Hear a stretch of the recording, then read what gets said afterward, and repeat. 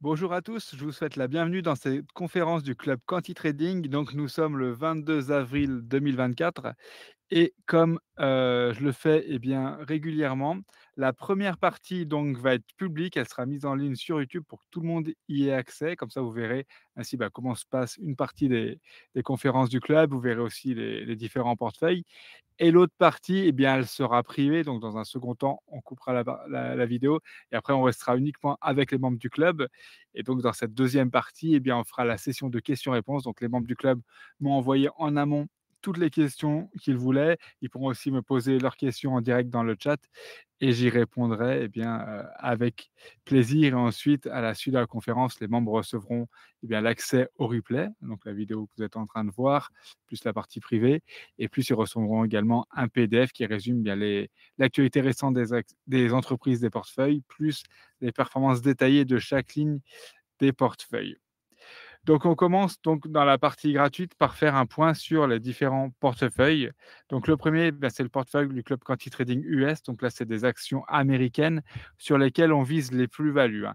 Pour vous donner une idée sur ces portefeuilles-là, les dividendes représentent à peu près 10% des gains de ce portefeuille-là et 90% des performances viennent des plus-values. C'est-à-dire qu'on achète les actions à un prix donné, on les revend plus tard. Donc ça, c'est un portefeuille qui prend à peu près une dizaine de minutes par mois pour être suivi, hein, pour les membres. Bien sûr, moi, ça me demande plus de temps pour faire le travail en amont, mais ensuite les membres, ça leur prend une dizaine de minutes par mois. Donc depuis le début de l'année, en 2024, on est à 3,7% de performance et l'historique de ce portefeuille remonte à 2006. Donc de 2006 à aujourd'hui, avril 2024, on a une performance moyenne de 22,38%. Donc là, c'est des actions américaines qu'on met dans un compte titre ordinaire. Ensuite, on a l'équivalent de ce portefeuille-là, mais pour les actions françaises. Donc, c'est le portefeuille du Club Quanti Trading PEA. Donc là, c'est pareil, c'est des actions sur lesquelles on va viser les plus-values. Et ces actions françaises qui sont toutes éligibles au PEA. Donc, le plan d'épargne en action, qui est un type de compte sur lequel on ne paye pas d'impôt tant qu'on ne retire pas d'argent. Donc là, en 2024, pour l'instant, on est à 6,79% de performance depuis le début de l'année. Et sur ce portefeuille-là, pardon, on a un historique depuis 2003.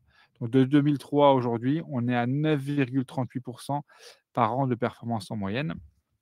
Et enfin, on a le club Quanti Trading Dividende. Donc alors je reviens en arrière, excusez-moi. Le club Quanti Trading PEA, c'est pareil, il faut compter une dizaine de minutes par mois de travail pour les membres, hein, pour suivre le portefeuille. Et ensuite, le club Quanti Trading Dividende. Donc là, c'est un club dans lequel les membres ont accès à 2 portefeuilles. Donc le premier que vous voyez à l'écran et le second qu'on va voir juste après. Donc là, c'est les portefeuilles, sur lesquels on vise des actions qui ont des politiques de dividendes intéressantes. Donc là, ces portefeuilles sont mod les 2 portefeuilles dividendes sont modifiés qu'une fois par an, contrairement aux 2 autres. Donc une fois par an. Donc là, il faut compter une quinzaine de minutes de travail une fois par an. Donc voilà, c'est en début d'année, on modifie ça une fois par an.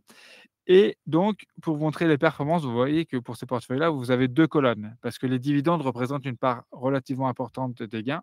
Donc pour vous donner une idée, pour le portefeuille dividende PEA, donc c'est des actions françaises qui sont toutes éligibles au PEA. Donc on a donc sans compter l'année 2024 qui est en cours, hein, parce que comme les entreprises ont toutes des politiques de dividendes différentes, on fait le bilan des dividendes en fin d'année. Et voilà, sans compter 2024, on a une performance, enfin des dividendes moyens de 5,34% par an. Voilà, une moyenne. Vous voyez que c'est relativement stable, hein, à part 2020 qui était l'année du covid. Les autres années, vous voyez qu'on a des dividendes relativement stables, donc c'est assez prévisible, hein. C'est pour ça que la moyenne est assez, on peut vraiment se baser sur la moyenne pour avoir une idée, des dividendes futurs.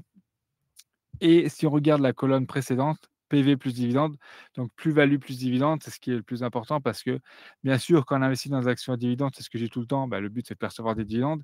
Mais n'oublions pas qu'on achète des actions. Pour avoir les dividendes, il faut acheter l'action et il faut acheter des actions de qualité parce que vous voulez, que quand vous revendrez l'action, vous voulez faire une plus-value ou en tout cas ne pas perdre beaucoup d'argent. Parce que si vous avez par exemple, une action qui vous verse, je ne sais pas, 5% de dividendes, donc par an, eh bien, si vous conservez l'action pendant 5 ans, vous aurez 25%.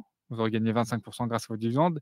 Mais si dans la même période, l'action a perdu 50% de sa valeur, finalement, vous aurez perdu 25%. Parce que vous avez gagné 25%, mais moins les 50% que vous avez perdus, ce qui vous fait moins 25%.